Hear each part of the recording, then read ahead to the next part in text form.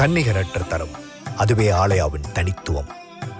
ஆலயா cotton வேட்டிகள் மற்றும் சட்டைகள். மகாவிஷ்ணுவுடன் மகா சிவராத்திரி பரம்பொருள் ஃபவுண்டேஷன். மகாவிஷ்ணு ஆன்மீக ரகசியங்களை காசியிலிருந்து ஜூம் மொழியை நேரடி ஒளிபரப்பாக தொடர்ந்து 6 மணி நேரம் வழங்க இருக்கிறார். முன்பதிவிற்கு 8110811058 என்ற எண்ணை வாட்ஸ்அப்பில் தொடர்பு கொள்ளவும். பிரம்ம முகூர்த்தத்தில் செய்யக்கூடிய பிரார்த்தனை அப்படிங்கிறது ரொம்ப உகந்தது. உங்களுடைய படுக்கை அறையில் சுத்தமாக வச்சுருக்கணும். இந்த பெட்டு கலைஞ்சிருக்கிறது, பெட்டுக்கு மேலே 2 டவல் கிடக்கிறதுக்கு, செருப்பு கழட்டி போட்டிருக்கிறது, ஒரு ஜட்டி அவுத்து போட்டிருக்கிறது, அந்த மாதிரி அசிங்கமான எந்த விக்கிரகங்களுமே இல்லாமல், நான் ஒரு கிருஷ்ணனை பண்ணாமல், ஒரு அம்பாலை பண்ணாமல், ஒரு ஜீசஸை பண்ணாமல், ஒரு மேரி மாதா பண்ணாமல், அல்லாவை பண்ணாமல், உருவங்கள் இல்லாமல் பண்ணுறது என்னென்னா, ஒரிஜினல் நம்ம எல்லாருக்கும் ஒரே இறைவன் தான். சேரில் நல்லா தெனாவட்டை உட்காந்துட்டு பிரார்த்தனை அப்படிங்கிறது பண்ணிடக்கூடிய. ஏன்னா உட்கார்றது இறைவன் முன்னால் அப்படிங்கிறது தெரிஞ்சுக்கணும். நீங்கள் உட்கார்ந்து முத்திரையில் தியானிக்கும் போது இறைவன் உங்ககிட்ட பேசுவார். தவறாக சம்பாதிக்கிறது, நிறைய நாடகம் வேஷங்கள் போடுறது, இதெல்லாம் பண்ணிக்கிட்டு நான் பயங்கரமாக பிரார்த்தனை பண்ணுறேன், இது 1 மணி நேரம் உட்காந்து நான் ப்ரேயர் பண்ணுறேன்னா அது அந்த பிரார்த்தனைக்கு 1% பலன் இருக்காது. ஆன்மீக கிளிட்ஸ் நேயர்களுக்கு என்னுடைய அன்பு வணக்கம். வணக்கம் மேம். பிரார்த்தனை அப்படி பண்ணும்போது எந்த இடம் நமக்கு உகந்தது? பிரார்த்தனை அப்படின்னு பண்ணும்போது இதில் நீங்கள் கேட்ட கேள்வி ரொம்ப இம்பார்ட்டன்ட். என்ன இடத்துல உட்காந்து பிரார்த்தனை பண்ணலாம் அப்படின்னு கேட்குறீங்க. அதாவது நிச்சயமாக இப்போ பிரார்த்தனை பண்ணும்போது அந்த காலத்தில் இருக்கிற சித்தர்கள்லாம் ஒரு காட்டுக்குள்ளே போய் பண்ணாங்க, வனாந்திரத்தில் போய். பைபிளில் ஜீசஸ் கிரைஸ்டோட பிரார்த்தனை ரொம்ப பவர்ஃபுல்லான பிரார்த்தனை. அப்படி பண்ணும்போது அவர் வனாந்திரத்தில் உட்கார்ந்து ஜெபம், தனித்திருந்து ஜெபம் பண்ணினார், ஒரு காட்டுக்குள்ளே தனியாக இருக்குது அப்படின்னு.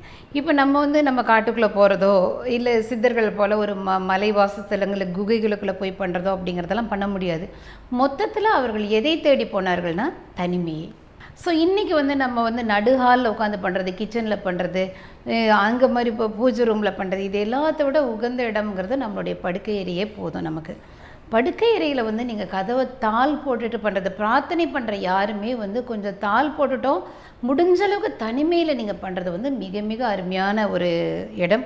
விடியற் காலையில் நேரத்தில் பிரம்ம முகூர்த்தத்தில் பண்ணக்கூடிய பிரார்த்தனை அப்படிங்கிற, நான் சொல்கிற பிரார்த்தனை இந்து முஸ்லீம் கிறிஸ்தவர்கள் எல்லாருக்கும் சொல்கிறேன். நீங்கள் முஸ்லீம் இந்துக்கள் சாமி கும்பிட்றீங்க, அந்த மாதிரி முஸ்லீம்கள் தொழுகிறீங்க, எதுவாக இருந்தாலும் அந்த பிரம்ம முகூர்த்தத்தில் செய்யக்கூடிய பிரார்த்தனை அப்படிங்கிறது ரொம்ப உகந்தது. உங்களுடைய படுக்கை அறையில் சுத்தமாக வச்சுருக்கணும். அதுதான் ரொம்ப முக்கியம்.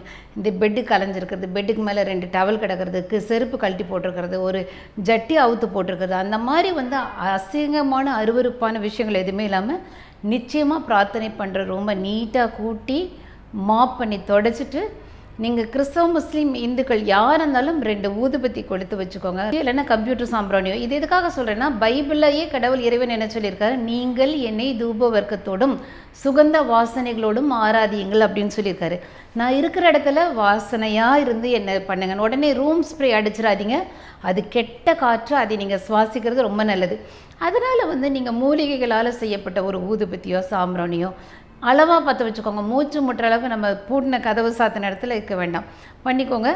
ஜன்னல் ஏதாவது ஒன்று திறந்திருந்தாலும் நல்லது தான், அந்த வெளிக்காற்று உள்ளே வர்றது ரொம்ப நல்லது. இப்படி சுத்தமான இடத்துல மிகுந்த தனிமையில் நீங்கள் இறைவனை ஒரு சைலண்ட்டாக இருக்கிற இடத்துல நீங்கள் இறைவனை நீங்கள் நோக்கி பிரார்த்தனை பண்ணுறது ரொம்ப நல்லது. நிறைய பேர் சொல்லுவாங்க, கிருஷ்ணன் தான் எனக்கு ஒரு குலதெய்வம், நான் அம்பாள் தான் நான் பண்ணுவேன், நான் ஒரு சிவனோட பக்தை. முஸ்லீம்கள் ஏக இறைவன் அல்லாஹ்வை தவிர நாங்கள் யாரும் பண்ண மாட்டோம். கிறிஸ்தவர்கள் இயேசு சுவாமி மட்டுமே தெய்வம், இல்லை பிதாவானவர். இப்படி எல்லாருக்கும் ஒரு இஷ்ட தெய்வங்கள்னு ஒன்று இருக்குது. ஆனால் நம்ம 3 மதத்தினருமே எந்த விதமான விக்கிரகங்கள், உருவங்கள், புகைப்படங்கள் இல்லாமல் பண்ணுறது நல்லது. நம்மளுடைய இந்து சித்தர்கள் அப்படி தான் பண்ணாங்க. காட்டுக்குள்ளே போய் எந்த விக்கிரகங்களுமே இல்லாமல் அவர்கள் அந்த மந்திரங்கள் சொல்லி நீங்கள் பிரார்த்தனை பண்ணுறது.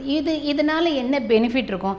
நான் ஒரு கிருஷ்ணனை பண்ணாமல், ஒரு அம்பாலை பண்ணாமல், ஒரு ஜீசஸை பண்ணாமல், ஒரு மேரி மாதா பண்ணாமல், அல்லாவை பண்ணாமல், உருவங்கள் இல்லாமல் பண்ணுறது என்னென்னா, ஒரிஜினல் நம்ம எல்லாருக்கும் ஒரே இறைவன் தான்.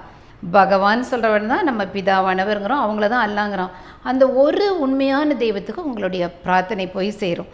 அப்புறம் நமக்கு பிடிச்சவங்களாம் நம்ம கும்பிட்ற சித்தர்களை எல்லாம் நம்ம வழிபடுறோம். அப்புறம் அவருடைய இறைவனுடைய குமாரன் ஒருத்தர், இறைவனுடைய அம்மான்னு ஒருத்தங்களை, அந்த மாதிரி ஒரு இஷ்ட தெய்வங்கள், குல தெய்வங்கள், நம்மளுடைய ஃபேமிலியில் இருக்கிற மூதாதையர்களை குல தெய்வங்கள் இப்படிலாம் வழிபடுறவருக்கு இந்த பவர் ரொம்ப கம்மியாயிட்டே போகும். நீங்கள் இப்படி பண்ணிங்கன்னா ஒரு உருவங்கள் இல்லாமல் நீங்கள் பிரார்த்தனை பண்ணும்போது அந்த மிகப்பெரிய ஒரு வல்லமையான மிகுந்த அன்புள்ள ஒரு தெய்வம்.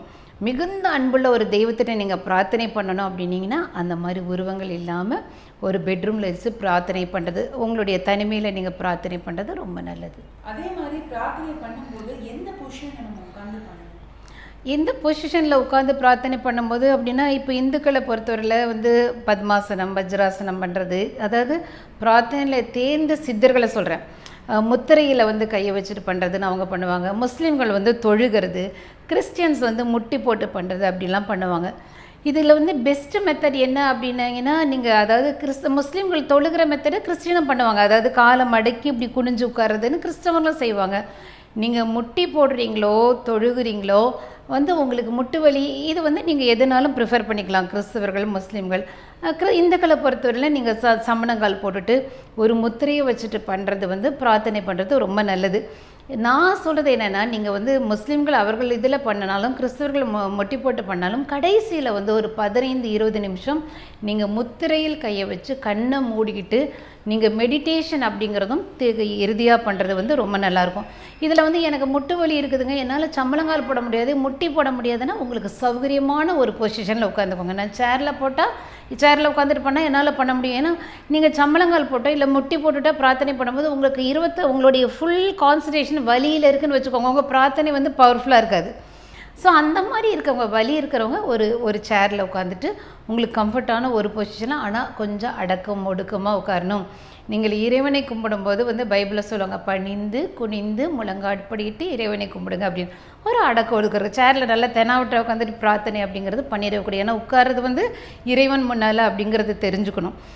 அதனால் வந்து இப்போ நான் என்னுடைய ஒரு தனிப்பட்ட விஷயம்னா, நீங்கள் முட்டி போடுறீங்களோ இல்லை நமாஸ் பண்ணுறீங்களோ, இறுதியில் ஒரு 20 நிமிஷம் நீங்கள் வந்து முத்திரையில் சம்மளங்கால் போட்டுட்டு நீங்கள் தியானித்துட்டு நீங்கள் முடிக்கிறது நல்லது. நீங்கள் வாயை விட்டு பிரார்த்தனை பண்ணும்போது இறைவன்கிட்ட நீங்கள் பேசுகிறீங்க, நீங்கள் உட்கார்ந்து முத்திரையில் தியானிக்கும் போது இறைவன் உங்ககிட்ட பேசுவார் அப்படிங்கிறத புரிஞ்சுக்கோங்க.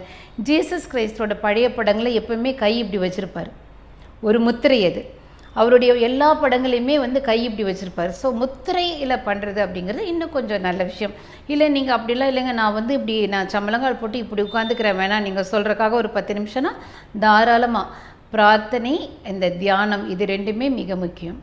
பிரார்த்தனை அப்படிங்கிறவங்க வந்து இப்போ முஸ்லீமோ கிறிஸ்டியனோ இந்துக்களோ வந்து வாய் விட்டு பேசுவாங்க. இப்போ கிறிஸ்தவர்கள் முஸ்லீம்லாம் பார்த்திங்கன்னா, கிறிஸ்தவர்கள் வந்து பேசுவாங்க உட்காந்துட்டு, சாமி அப்படி இருக்கணும், நான் நல்லா இருக்கணும், இந்த மாதிரி இப்படி இருக்கணும், எனக்கு சீக்கிரம் பிள்ளைக்கு வேலை கிடைக்கணும், அப்படி இருக்கணும், இந்த மாதிரி ரொம்ப வலி வேதனை வியாதியோடு இருக்கேன், எனக்கு சீக்கிரம் குணமாகணும், இப்படி வந்து வாயை விட்டு பண்ணுவாங்க.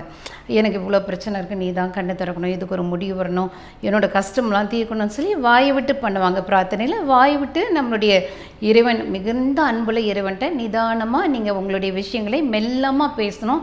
ரொம்ப கத்தி கூப்பாடு போடுறதெல்லாம் தேவையில்லை, இறைவன் அதை ரசிக்க மாட்டார். ஸோ அந்த அமைதியாக ஒரு தியானத்தில் இப்போ நான்லாம் தியானம் பண்ணணும்னு நினச்சா எனக்கு வந்து ஒரு 20 நிமிஷமாவது பிடிக்கும். பிரம்ம முகூர்த்தத்துலேருந்து 20 நிமிஷம் பிரார்த்தனைக்கு பின்னால் தியானத்தில் உட்காரும்போது அதில் கிடைக்கிற அனுபவங்கள் வந்து இப்படி சொல்லிட முடியாது, சொல்லவும் கூடாது. உங்களுக்கு எல்லா பிரச்சனைக்கும் சொல்யூஷன் வந்து அந்த தியானத்தில் மட்டுமே கிடைக்கும். அந்த அளவுக்கு இறைவன் வந்து உங்களோட பேசுவார். அதே மாதிரி வந்து பவர்ஃபுல்லான பிரார்த்தனை பண்ணுறது எப்படி?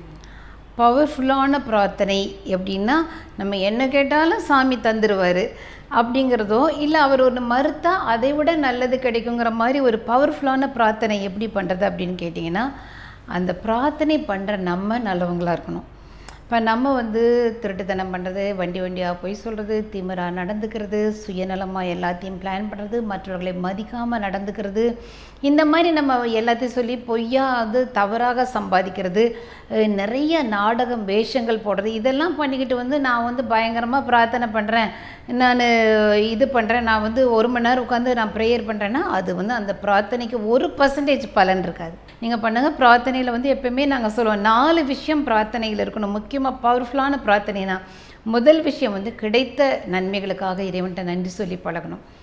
நீங்கள் சின்ன சின்ன விஷயம், நேற்று 3 வேளை சாப்பிட்டீங்களா, நன்றி சொல்லுங்கள். அது இல்லாமல் எத்தனையோ பேர் இருக்காங்க. ஒரு உடையை உடுத்திட்டு போகிறீங்க, தலைக்கு மேலே உங்களுக்கு ஒரு கூரை இருக்குது, ரோட்டில் படுக்கலை, நன்றி சொல்லுங்கள். வீட்டிலேருந்து நாங்கள் வேலையிலேருந்து ஆக்சிடெண்ட் ஆகாமல் சாகாமல் உயிரோட வீடு வந்து சேர்ந்து நன்றி செலுத்துங்க. பைப்பு திறந்தால் தண்ணி வருதா, நன்றி சொல்லுங்கள். அது இல்லாமல் நீங்கள் வந்து 10 கிலோமீட்டர் நடக்கிறவங்க இருக்காங்க. ஒரு சின்ன சின்ன விஷயத்துக்கும் உங்களுக்கு ஒரு அம்மா இருக்காங்க, ஒரு அப்பா இருக்காங்க, அண்ணன் இருக்கான், தம்பி இருக்கிறான், உறவு இருக்கான், அது இல்லாத அனாதைகள் எத்தனை பேர், நன்றி சொல்லுங்கள். ஸோ ஃபஸ்ட்டு பிரார்த்தனையில் வந்து நன்றி சொல்லுதல் அப்படிங்கிறது வந்து இடம் பிடிக்கணும். ஒரு சின்ன சின்ன விஷயம் வாங்குனீங்க, ஒரு ஃபோன் வாங்குறீங்க, ஒரு குட்டி கிஃப்ட் வாங்குறீங்க, எல்லாத்துக்கும் நன்றி சொல்லுங்கள். இரண்டாவது வந்து மன்னிப்பு கேட்டு பழங்க. இறைவன்கிட்ட வந்து நான் யார்ட்டையாவது அவங்ககிட்ட ஹர்ட் ஆகிற மாதிரி பேசினேன், இவ்வளோ பொய் சொல்லிட்டேன், அவங்கள அலட்சியப்படுத்திட்டேன், என்கிட்ட பேசணுன்னு ஆசையாக வந்தாங்க, அவங்கள வந்து கண்டுக்கல. அந்த மாதிரி வந்து நீங்கள் செய்த தவறுகளுக்கு யார் யார் மனசை நோக வச்சிங்க, யாரை கண்டுக்காமல் இருக்கீங்களோ, உங்களுக்கு உதவி செய்தவர்களுக்கு இன்ன வரைக்கும் ஒரு ஃபோன் பண்ணி பேசாமல் இருக்கீங்க, நன்றி மறந்துருக்கீங்க, மன்னிப்பு கேளுங்க. மூன்றாவது ஒரு விஷயத்தை வந்து எப்படி கையாளணும், இந்த நாலேஜ் கொடுக்க சொல்லி கடவுளை கைட் பண்ண சொல்லி கேளுங்க. நான் வந்து இது எப்படி செய்யணும், இந்த சூழ்நிலையை நான் எப்படி ஹேண்டில் பண்ணணும், இதுலேருந்து நான் எப்படி வெளியே வரணும் இப்படின்னு சொல்லி ஒரு கடவுளை வந்து அவருடைய கைடன்ஸ் கேட்டு கேளுங்க. நான்காவது உங்களுக்கு என்ன வேணுமோ கடவுள்கிட்ட கேளுங்க. எதுனாலும் கேளுங்க, தப்பில்லை. சின்னதாக கேளுங்க, பெருசாக கேளுங்க, எதுவுமே கேளுங்க. ஏன்னா இறைவன் உங்களுடைய அப்பா மாதிரி, நீங்கள் எதுனாலும் கேட்கலாம். ஏன்னா உங்களுக்கே தெரியும், சிலர் கேட்பாங்க நான் ஒரு பவரில் உட்காரணும்னு, சிலர் வந்து எனக்கு கொஞ்சம் பண வசதி நல்லா இருந்தால் நான் கொஞ்சம் நல்லா 4 பேருக்கு செய்வேன். இந்த மாதிரி நீங்கள் வந்து ஒரு அப்பாவை போல நினைத்து இறைவன்கிட்ட கேளுங்க. நம்ம பேராசையாக க்ரீடியாக கேட்க வேண்டாம். ஸோ இறைவன் வந்து உங்களுக்கு எப்பவுமே கேட்டால் தான் கிடைக்கும். அதனால் இறைவன்கிட்ட வந்து உங்களுடைய ஆசைகளை கேட்பதில் தவறே கிடையாது.